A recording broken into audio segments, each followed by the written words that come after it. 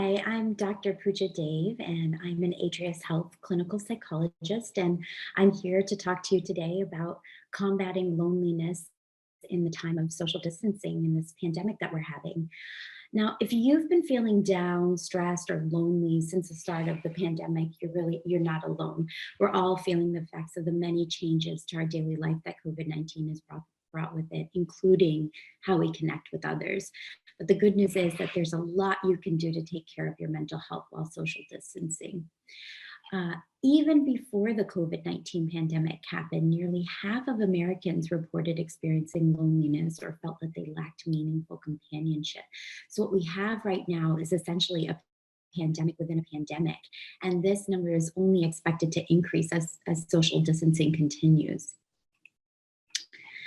While older generations are more vulnerable to loneliness, a 2018 study showed that Gen Z and millennials reported feeling lonelier than older generations. And this was even before COVID-19 entered into the picture. And so our younger adults have always been very vulnerable to feeling loneliness and social isolation. And we add to that COVID-19 into the picture, and it seems to be getting worse. So why is this important? Well, COVID-19 and the necessary social distancing measures have really only amplified our feelings of loneliness, which we now know can have a major impact on both our emotional and our physical health. In terms of emotional health, we know that loneliness puts us at increased risk for depression, stress, and anxiety, and it can worsen these symptoms in those who already struggle with their mental health. We're seeing a staggering increase in mental health problems since the start of the pandemic. Recent reports are showing a greater than 300% increase in anxiety and depression, especially among young adults. Of that 300% that increase that our young adults are reporting, 60% of them said that the loneliness and isolation was actually contributing to their depression and anxiety during the pandemic. So finding ways to stay connected has become even more important. So what does adjustment-related stress and depression look like? What might we expect if we might be impacted by social isolation? When we're experiencing depression or anxiety, it can make us feel really sluggish, or we may have worries that seem to just go round and round and round that we can't stop. Or we might notice we feel more irritable or short with our loved ones. Other symptoms of depression or anxiety might include an increased or decreased appetite, more negative self-talk. We might feel uninterested with being with our friends or family or getting things done around the house. Procrastination is very, very common, especially if anxiety is prominent. A number of my patients are reporting increased alcohol use or increased cigarette use. We might also notice that we're a little bit of insomnia, or that we're sleeping too much, hypersomnia. Other physical symptoms of anxiety are quite common, like heart palpitations and things like that. We might also feel keyed up or restless, or have difficulty concentrating. Our mind goes blank, or we notice that our mind is wandering a lot, maybe even to, negative thoughts or worries or fears. That's all very common when the social isolation is affecting us, or if we're noticing stress or depression. Colder weather in the fall and the winter tends to make us all want to stay inside and isolate more. And that can lead to a very specific type of depression, a seasonal kind of depression, seasonal affective disorder. And with seasonal depression, we tend to notice symptoms like weight gain, carb cravings, hypersomnia, sleeping too much, and fatigue, in addition to all the other common symptoms of depression. So for seasonal affective disorder in particular, we tend to notice these 4 symptoms that you're going to want to look out for. Loneliness and social isolation can also affect our physical health. So this sort of loneliness and isolation, fear and uncertainty, all create a sort of toxic chain reaction. It produces stress, which leads to the release of a stress hormone called cortisol, and this in turn suppresses our immune system.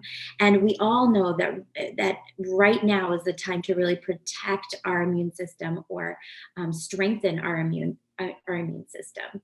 The added fear and uncertainty that we're all experiencing around the pandemic can have a similar effect on our immune system. Loneliness is also associated with a 26% increase in mortality, which is comparable actually to that of obesity and smoking. For example, the physical effects of social isolation and loneliness are equivalent to smoking 15 cigarettes per day. Loneliness also increases mortality twice as much as obesity does, which puts us at a higher risk for cardiac problems like high blood pressure, heart disease, stroke, etc. Loneliness can also interfere with the quality and quantity of our sleep, and in some cases lead to insomnia.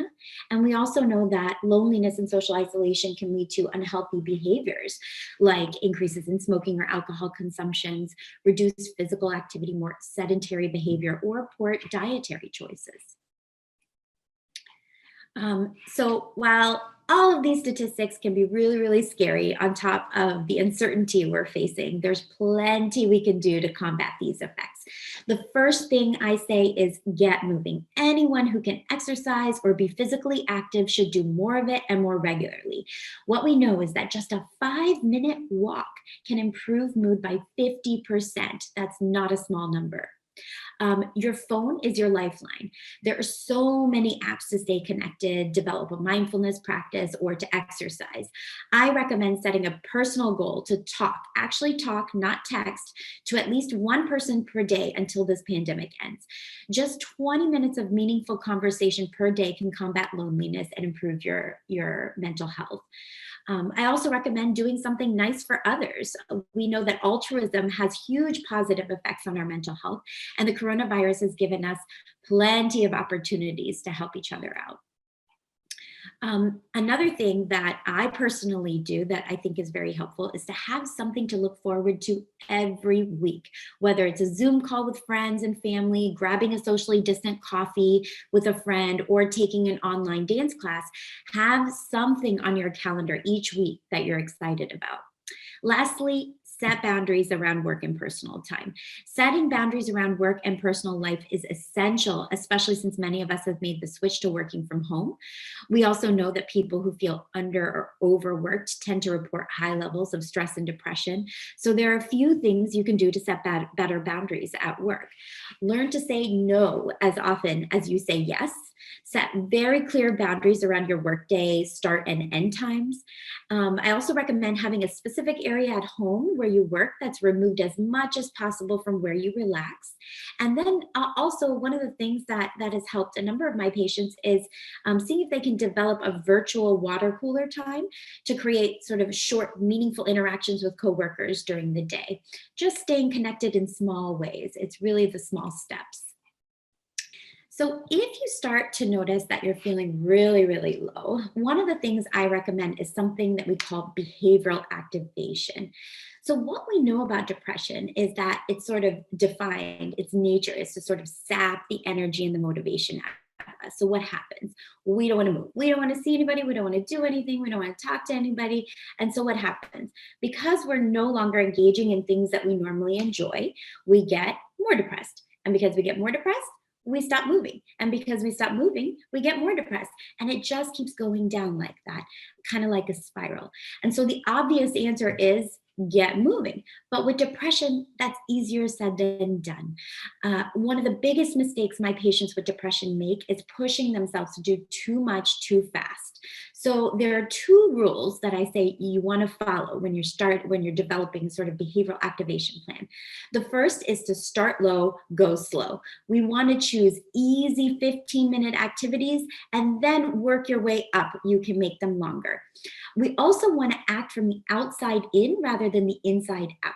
So what I mean by that is usually when we're feeling good, when we're feeling normal, maybe not down, we want to do something. And so we do it. But with depression, that want to do something is by definition taken away. And so we can't wait to want to do something when we're feeling down. The way that it works with depression is backwards. First, we do something, then we're going to start to notice that we feel like doing it. So once you have those two rules in mind, your job is then to come up with a list of 5 15-minute activities that act as a sort of menu from which you can choose at least one activity that brings you joy or a sense of mastery. And this is one activity per day. So for example, you might choose to walk for 15 minutes, listen to music, organize your junk drawer. Everybody has a junk drawer. Put all of your bills in a pile, not do all of your bills, but just organize them into one pile. Call or FaceTime a friend, etc. So if you can complete one activity per day, what I say is you have my permission to be depressed for the rest of the day. We're going to start low, go slow. It's about doing small, meaningful behaviors and then working your way up. So if you're noticing any new or worsening symptoms of depression or anxiety, it might be time to reach out to your doctor, who can help you find the right psychological and pharmacological treatments for you. Some symptoms of depression or anxiety you can discuss with your doctor might be feeling depressed or feelings of hopelessness more days than not just sort of a bad day. Loss of interest or motivation in doing things that you normally enjoy, like you just don't feel like going and seeing your friends or engaging in a hobby that you normally engage in. Worries about day-to-day events that feel really excessive and difficult to control. A lot of what if, right? Physical symptoms of anxiety like panic attacks, insomnia, increased or decreased appetite with or without weight gain, or feelings of worthlessness. So if you start to notice any of these symptoms, they might be something you want to talk about with your doctor. If you start to notice any thoughts of harming yourself or someone else, you should call your doctor or go to the nearest emergency room. Thanks so much for listening today. I hope you all stay safe, stay connected, and stay well.